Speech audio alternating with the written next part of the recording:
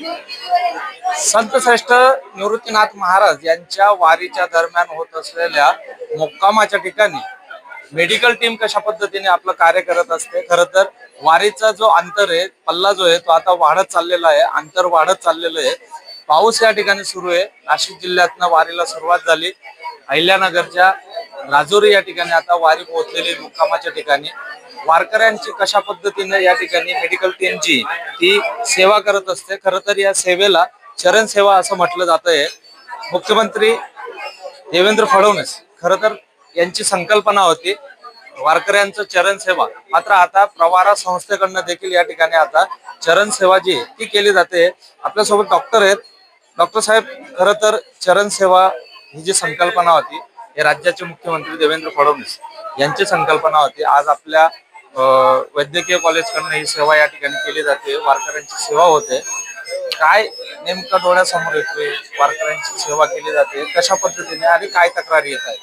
आता आम्ही वैद्यकीय शिक्षण घेत असताना आता वारकरी आमच्यासाठी पांडुरंगासारखे, तर त्यांची चरण सेवा करणे म्हणजे आम्हाला आमच्या आई वडिलांची सेवा केल्यासारखं आहे।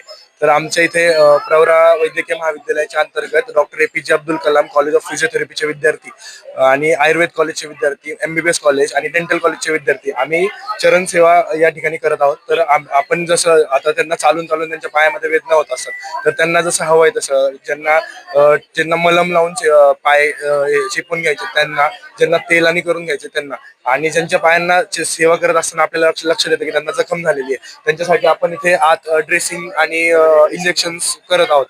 तर अशा ठिकाणी आपण प्रयत्न आहे आमच्या पद्धतीने, हीच आमच्यासाठी आमची वारी आहे।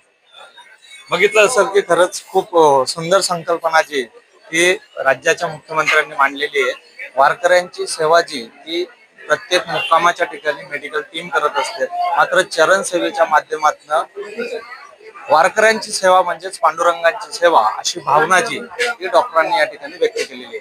कॅमेरामन तुषार टेपलेसह खुशाल पाटील, न्यूज 24 महाराष्ट्र लाईव्हसाठी अहिल्यानगर, राजूर।